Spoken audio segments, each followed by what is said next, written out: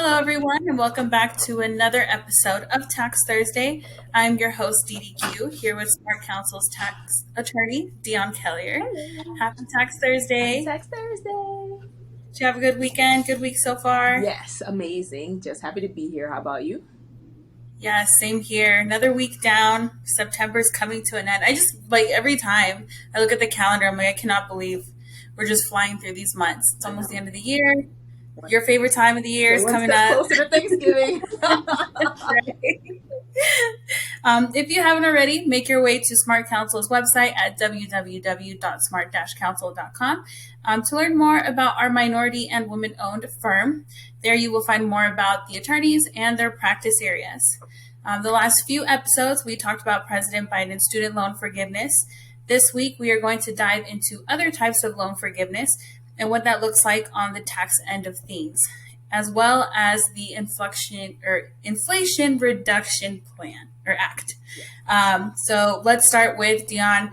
What other types of loan forgiveness are there? Okay, so there are several types of loan forgiveness, but just like overall, if you owe somebody money and they forgive it, it becomes taxable to you unless it's one of the exceptions, period. Whether they give you a 1099, whether it's a bank, whether it's a business, whatever it is. So that's just the overall concept that we need to understand. So the tax impact of debt forgiveness or cancellation depends on your individual facts and circumstances. And generally, if you borrow money from a commercial lender and the lender later cancels or forgives the debt, you may have to include the canceled amount in your income for tax purposes. And the lender is usually required to report the amount of canceled debt to you on an IRS Form 1099-C. And there are several exceptions to canceled debt, such as insolvency or bankruptcy. And the reason why they give you a 1099-C, and I probably said this in other shows, 1099s and W-2s, there's always three parts to it. There's the part that the IRS gets, there's the part that the taxpayer gets, and then there's the part that the individual that's issuing it gets, right? And so why it's important for a bank, for instance, to give you a 1099-C. Because typically, right, if you're paying a mortgage, say your mortgage is $1,000 a month, so 12 months should be $12,000, then the IRS is expecting for the bank to be positive $12,000. But if the bank is not getting that $12,000 from you, they want to let the IRS know, like, wait a minute, we're not positive $12,000, so you can deduct that from our taxable income. And that is why, everything has to kind of balance and zero out. That's the point. Right. Right. Okay, that does make sense. That makes a lot of sense. Perfect. So if you borrow money and you're legally obligated to repay a fixed or determinable amount at a future date, you have a debt and you may be personally liable for a debt or may own property that's subject to a debt. That's like your mortgage. If your debt is forgiven or discharged for less than the amount you owe, the debt is considered canceled in the amount that you don't have to pay. And the law provides several exceptions, however, in which the amount you don't have to pay it isn't canceled debt. And these exceptions, they'll be discussed later. And cancellation of debt may occur if the creditor can't collect or gives up on collecting the amount you're obligated to pay. And if you own property subject to a debt, cancellation of that debt also may occur because of foreclosure, repossession, a voluntary transfer of the property to the lender, abandonment of property, or a mortgage modification. And of course, this went rampant in 2008, 2009 and 10. And right.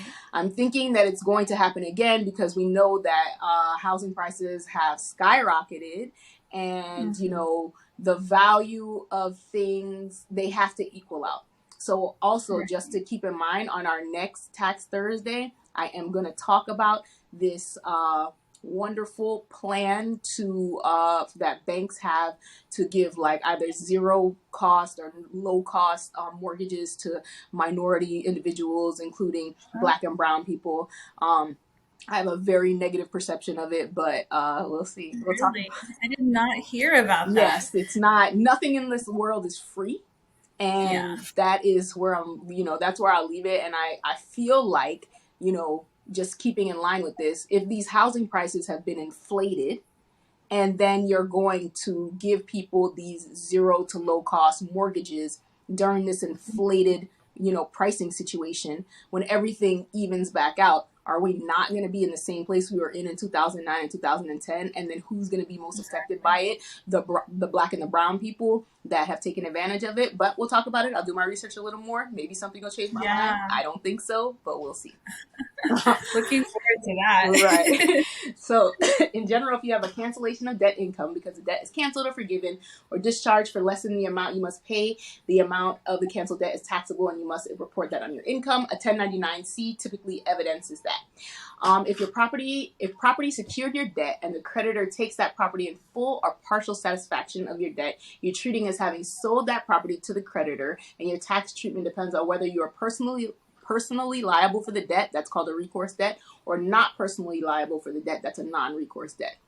So if your property was subject to a recourse debt, meaning you are personally liable, the amount that you realize is the fair market value of your property. So your ordinary income from the cancellation of the debt is the amount of the debt in excess of the fair market value of the property, and you must include this in your cancellation of debt income unless an exception or exclusion applies. So for instance, if the fair market value of your property is $100,000 and your debt is $80,000, then that $20,000 difference is going to be ordinary income to you.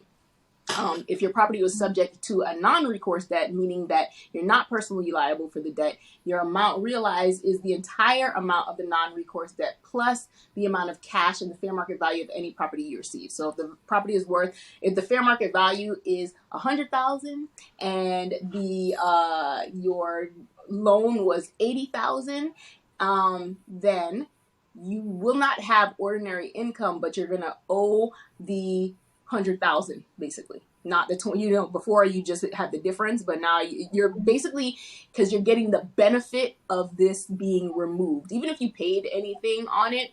And a lot of times, like in 2009 and 2010, when I wasn't doing the tax stuff, but I was working in the foreclosures for the lenders, there would be the taxpayers that get the tax hit the following year. They would call me about it, and at the time I didn't necessarily have the understanding, but as I say in this world, nothing is free. So if if something is being forgiven outside of certain circumstances, you will end up paying either on the back end or in 5 years or whatever it is, like foreclosures especially, or loan modifications, or like when they used to the loan modification, not necessarily the loan modification with your current loan, but like in the situations where, like, say that you bought your house overpriced, right? And now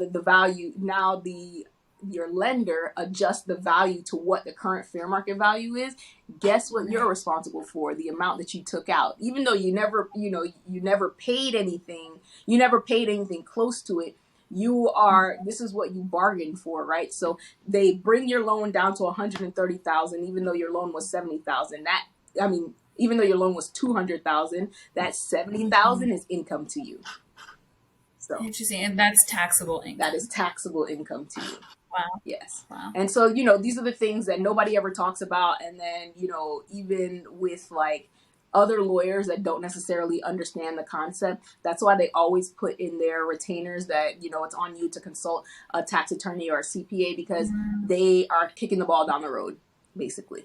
But I'm here to tell you, nothing in life is free. So at any point you are being forgiven for a debt, check out the tax consequences and possibly see if you can utilize this tax consequence in your negotiation with whoever is forgiving the debt. Interesting. Always read the fine print. There's always fine. The devil's in the details. We know that, right? Right. Exactly. So, there are some exceptions for debt that is canceled that will not be included in your taxable income. So, amounts canceled as gifts, bequests, devises, or inheritance. So, the gifts, that part, if the amount that's canceled is part of the gifting exception for each year. So right now it's like $15,500, I think, per individual. I'm almost sure. So if that amount is forgiven, then that amount is not included in your taxable income. And bequests, devises, and inheritances, depending on how things are structured, that would depend on what is or is not included. Certain qualified student loan cancellations, and we talked about that for the last 2 episodes. Certain other educational loan repayment or loan forgiveness programs, that's like the public health students. Amounts canceled that would be deductible if you as a cash basis taxpayer paid it. That's kind of self-explanatory, but it's not. So, basically, if it would have been deductible if you paid it and it's canceled and it is canceled, it may not. Can you repeat that last part? Sorry. We lost you for a little bit. Yeah, no, it's okay. Yeah, sorry. So amounts of canceled debt that would be deductible if you include as a tax, if that would be deductible if you as a cash basis taxpayer and paid it. It's a may. It may not be taxable. So may and shall. May means that it's possible. Shall means that it must. So that means if it doesn't say shall, it probably will be included, right? So if the Right. it's saying if the amounts canceled that would be deductible to you may not be included, it probably will be included. But if it says that those amounts that would be deductible to you shall not be included, that means it won't be included. There's very few must. Shall means must. Yeah, no, for sure. So if it's May, who really determines that? Is that the IRS? The IRS. And what is that dependent on? Just the situation, their mood that day? Your facts, your particular facts and circumstances. And if you have somebody, because they may say that something will be taxable to you, and if you have a very good argument with, IRS codes and IRS cases supporting it behind you, then you may be able to get it removed. But it's not, I will say 9 times out of 10 you can't. It's just the situation. Okay. All right. Okay. May and shall know the difference, Yes. guys. A qualified purchase price reduction given by the seller of a property to a buyer. So say that something is $100,000, but you buy it for $80,000, but you never got the benefit of it, like saying that you paid $100,000, and so you only paid the $80,000. Then that $20,000 will not be considered, taxable to you. And that's just, it depends on how that applies. But if you get the benefit of a bargain, meaning that if you get the $100,000 and then and then you get a reduction after, that reduction will be included, whatever that amount is. But if it starts at $100,000 and then you pay $80,000 for it, that's not your problem that this person didn't bargain more to get their $100,000. All right. Jeez. And any amounts discharged from certain federal, private, or student loans. And so anything that's canceled in a Title 11 bankruptcy, that is not going to be includable, and it's a violation of federal law for you to even try, right? So anybody that's in bankruptcy, that's why foreclosures, they have to stop when somebody's in bankruptcy until the bankruptcy judge gives you could proceed. So they have to allow you to proceed. Debts canceled due to the extent of being insolvent, meaning having more debts than having income. So even if it's not an official bankruptcy case, if you can show that at the time that this debt was discharged, you were insolvent, then you have a better argument for it being removed from your taxable income. Cancellation of qualified farm indebtedness. And so you can exclude canceled farm debt from your income on your 2021 return if, certain facts and circumstances apply. It is fact and circumstance specific. So if you had farm income and it was discharged, you can contact me and we can talk about your particular situation. Everybody doesn't fit, right? Cancellation of qualified real property business indebtedness. And so you can elect to exclude cancel qualified real property business indebtedness from income. And it is debt other than qualified farm debt that meets the following conditions. It was incurred or assumed in connection with real property used in a trade or business. And the real property used in the trade or business doesn't include real property developed and held primarily for sale to customers in the ordinary course of business. Then there's cancellation. Another set that won't be included in your taxable income is cancellation of qualified principal residence indebtedness that is discharged subject to an arrangement that is entered into an evidence in writing before January 1st, 2026. I'll say this, that is not a full guarantee because this was what, people that got the foreclosures, I feel like they're gearing up for this influx of foreclosures, and they are just trying to have the rules, so you have until 2026, which yes, it seems far away, but it's not. It's in 3 years basically. Yeah, the thing's gonna come up quick. Right. And if all of these things that I mentioned, like the qualified real property for businesses, the farm debt, the qualified farm debt. If you like took depreciation, or you had, if you took advantage of any tax attributes that are connected to this debt that can be canceled and excluded from your taxable income, you're also going to have to get those credits back as well, right? Can't have it both Right. ways. Yeah. So So is this like so is every, I guess, requirement for every type of loan forgiveness different for the taxpayer? Like I understood, like for the forgiveness for the housing, bankruptcy or like a foreclosure or anything like that. But would you say that it's different requirements for different situations? I would say it's different analysis. I think that their requirements are basically the same, 1, 2, 3, 4, 5, right? But like as we know, the law is never written uh, in a solid manner, so it's always subject to interpretation. So, right, Interesting. it will say, like the rule, if you are insolvent when the debt is canceled, is it the day before? Is it the day after? Is it within 3 days? Is it, I gave all of my assets away to my sister today, it's because they're canceling my debt tomorrow? Does that count? I don't know. Right. Right. So, I also read something about the IRS even forgiving debt for taxpayers. Like if you pay or if you owe the IRS money, is that legit? Is that something that they would ever do, or is that just well, internet talk? so okay, no, I'm not going to say no. I'm going to say that it depends on your situation. Are there situations where somebody owes the IRS money and the IRS forgives it? What does forgiving mean? Does it mean that their collection statute time is going to run out and this person currently doesn't have the funds, and then for them to review their financials, it's going to be after the collection statute runs out, therefore they're going to forgive it?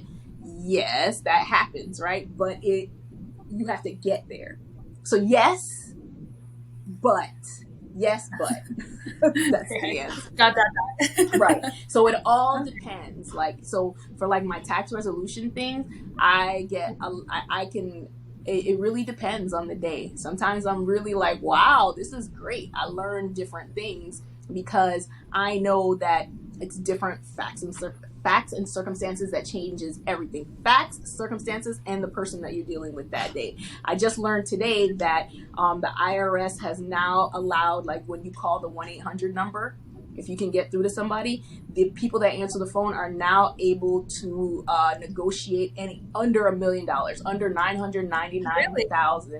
$999,099 in debt. So anything under $1 million, they are able to negotiate with you. Where before it was like anything above 250,000, it had to go to an agent. Interesting. And are these people pretty much qualified to make these kind of I mean, negotiations? what's the what are the qualifications, right? Because that is the real question. Are even the IRS agents, what is the qualifications to become an IRS agent? I don't know, but I know that there's a computer system that people enter everything into, and so sometimes they cannot give you the why. There are some that are really, really, really good and can give you the Right. why and can give you the everything of the situation, but that's some few and far between. I love the IRS, right? Everybody I've spoken to has been great, but I don't know, what qualifies you to make my debt whatever it is. Yeah, seriously. Interesting. Well, I guess that's like a good segue into our next topic, unless you do have anything else to cover on. Perfect segue. Perfect. So tell us about this Inflation Reduction Act. Did I say that You correctly? said that correctly. So, Perfect. the Inflation Reduction Act includes $79 billion to the IRS. Social media posts misleadingly claim that the IRS will now hire 87,000 new agents to investigate the average citizens, but most new hires will provide customer service and enforcement efforts will be aimed at high income and corporate tax evaders. Because, say this, the number one people that don't pay their taxes are CPAs. The number two people that don't pay their taxes are lawyers, and then behind that are high earning individuals, right? So those are the people that have the ability to not even properly tax plan, not even because tax arbitraging is not illegal, tax planning is not illegal, but fudging the numbers, that is illegal. And it's typically high income people that do that, and that's just what it is, right? That's just that. So like, the notion that somebody that is in poverty, or making under, I don't even, because making six figures, right, people throw out like, oh, making six figures is not an easy number to get to. And so most people do not make six figures. Most people don't even make in the high five figures. But we live in a world where there's propaganda everywhere. So hopefully I can break this down and kind of like calm some people's nerves. So what are the facts? There is legislation that includes roughly $79 billion for the IRS over 10 years. So that's the first thing. So it's like what, 7.9 billion each year. That's a lot of money, but still, it's not $79 billion to the IRS to come looking at your stuff, right? Yeah. The Nonpartisan Congressional Budget Office projects that the enhanced IRS enforcement funded by the law will generate an additional $204 billion in revenue over the next 10 years. All right. And that represents additional taxes that are owed under existing laws, but which go unpaid. The Treasury Department officials say that not all new hires will work on enforcement, and increased revenues won't come from the middle income earners. So Treasury Secretary Janet Yellen directed the IRS Commissioner Charles P. Rettig to not use the funding to increase enforcement of taxpayers earning less than $400,000. The quote is, specifically, I direct that any additional resources, including any new personnel or auditors that are hired, shall not be used to increase the share of small businesses or households below the $400,000 threshold that are audited relative to historical levels. Yellen wrote in an August 10th letter to Rettig. So this means that contrary to the misinformation from opponents of this legislation, small households or businesses earning less than $400,000 a year will not see an increase in the chances that they are audited. Now, that is a very loaded statement, because what does that mean? You're not escaping anything if you're under $400,000. That just means that your audit rates will continue to be at the rates that they are now, right? And that they're going to increase it. So that is also a very loaded statement in saying like, oh, if you make under $400,000, which that's going to be your middle income and small businesses. I don't know about that, but that you're not gonna, like, it's almost saying like you're not going to be audited. No, you're just going to be audited at the rates that you're currently audited at, and then they're going to step up the rates for anybody that makes above $500,000. So, was that rate pretty low for those who do make over $500,000?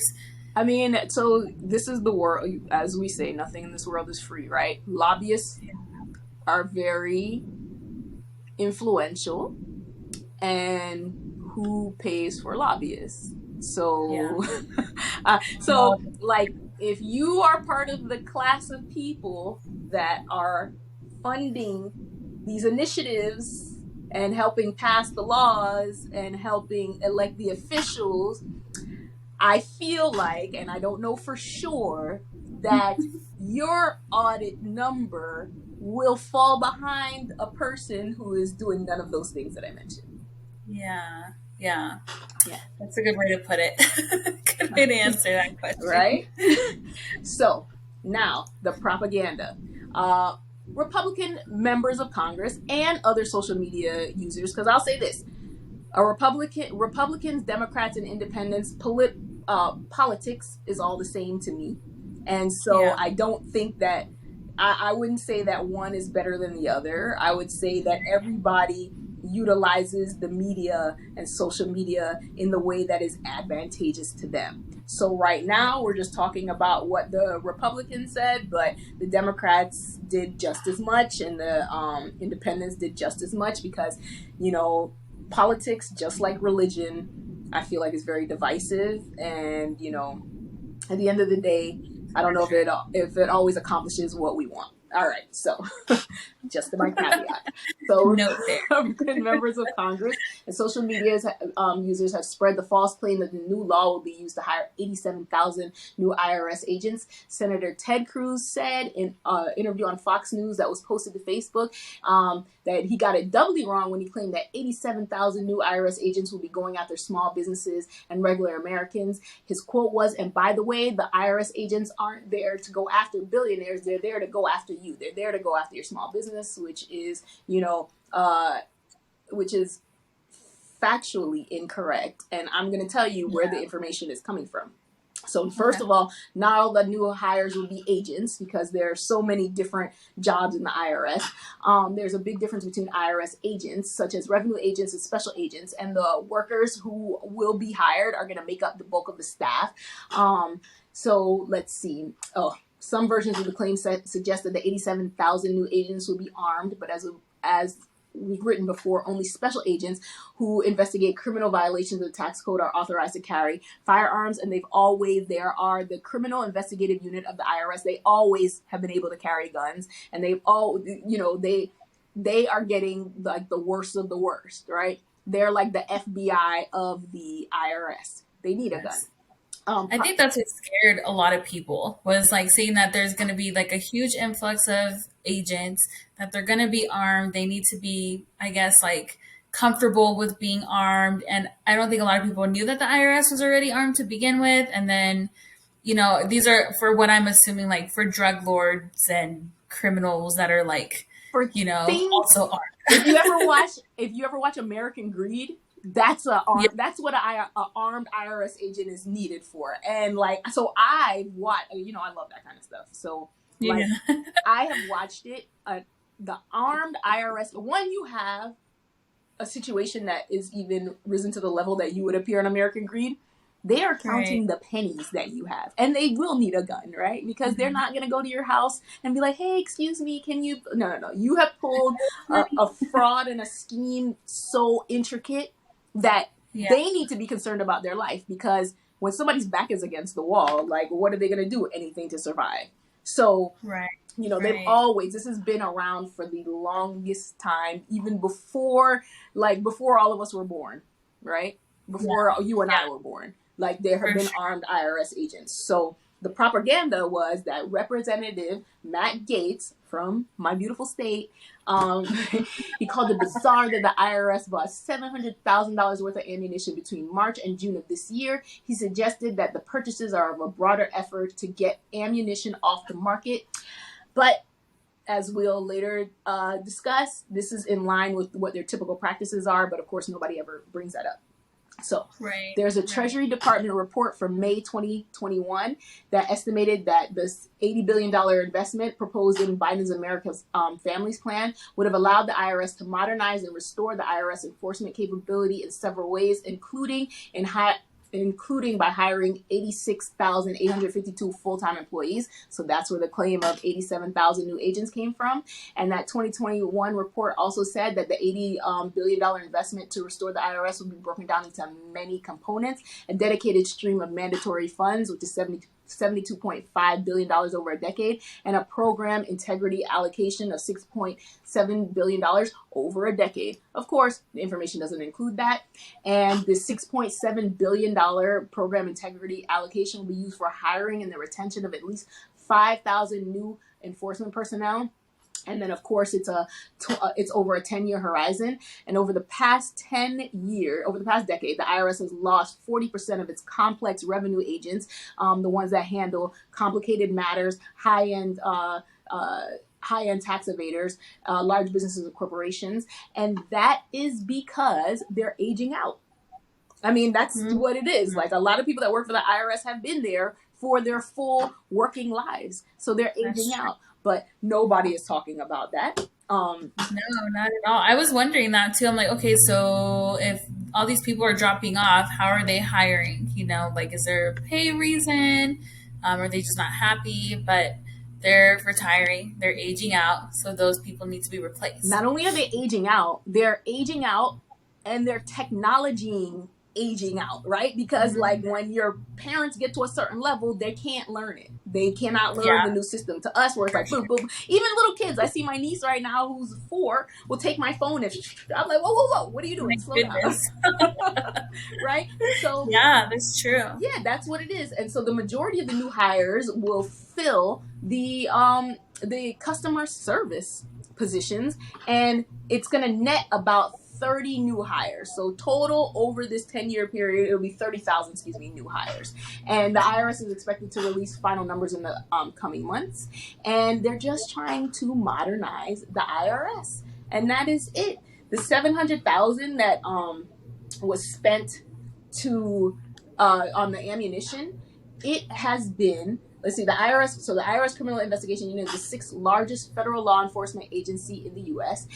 But its small unit of the IRS has less than 3% of the total workforce. And the amount that they spent, the bulk of, let's see, the amount that they spent is in line with what they have typically spent on enforcement. And so it's historically it fits into the pattern, but I know that propaganda and scaring people sells, and that's where people are at. So there's nothing that's happening to the IRS that has not already been happening. And this 87,000 new hires is supposed to be over a 10-year period, and the $79 billion is over a 10-year period. So there's nothing that is happening that is going, unless you are, so unless you are a high-end, you know, high-end taxpayer, or Yeah. in Ponzi schemes, or doing anything criminal to the IRS, your audit chances do not increase any more than they would have already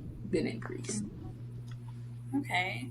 So I guess that's like a really good way to kind of pop that bubble of propaganda, for lack of better words. Yeah.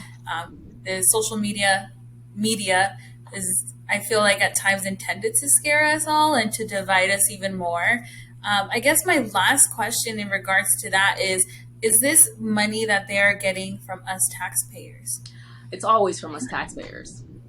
That's how Yeah. the government runs, A right? But lot of money. yeah, so I don't know where it's coming from. Where is $80 billion coming from? I don't know. The $7.9 billion, I have no idea, because the last time I checked, I thought we were at a deficit. But that's also Right? at the same time when we were getting those the stimulus checks. Where's that money coming from? And then the money to send to Ukraine. Where is that money coming from? I don't know. I Exactly. mean, I can tell you something that's really bothering me right now. The hurricane that happened in Puerto Rico this weekend, I am so, because I live in a hurricane state, and like typically when a hurricane is coming, like the news is shut down because this is what's Yeah. happening and it's going to be so bad. And we know that they haven't recovered from the hurricane before, with our previous administration. So what's the excuse now?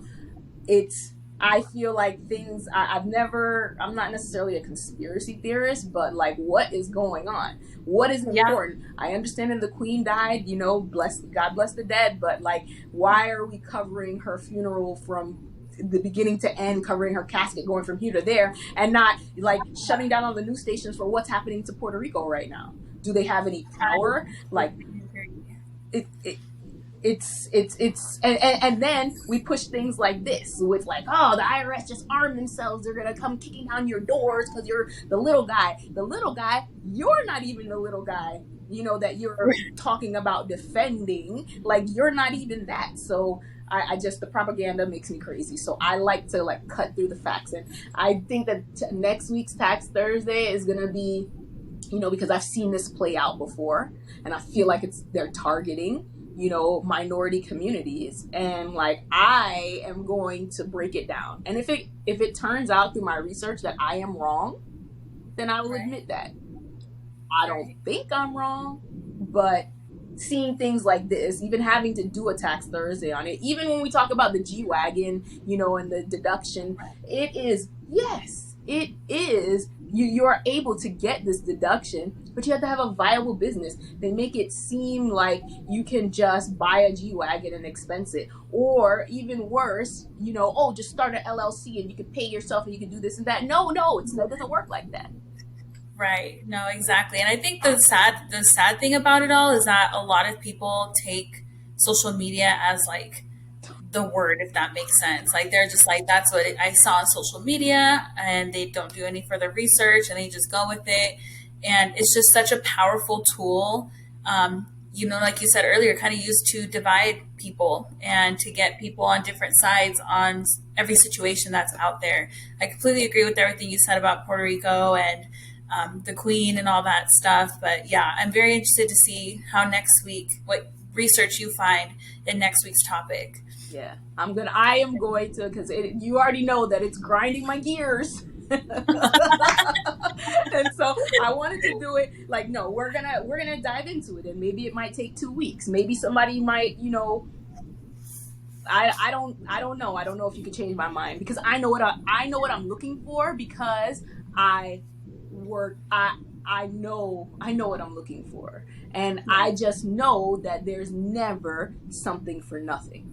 Nah, Right. it's not. It's impossible, especially in our society of like, this is a capitalist society, which there's nothing wrong with that, but like, there's nobody is giving you anything for free, and like, why are you giving? And at this stage and point in life, typically nothing gets given to the minority communities for free. I was just going to say that too. Whenever it's like minority, social equity, I'm raising an eyebrow.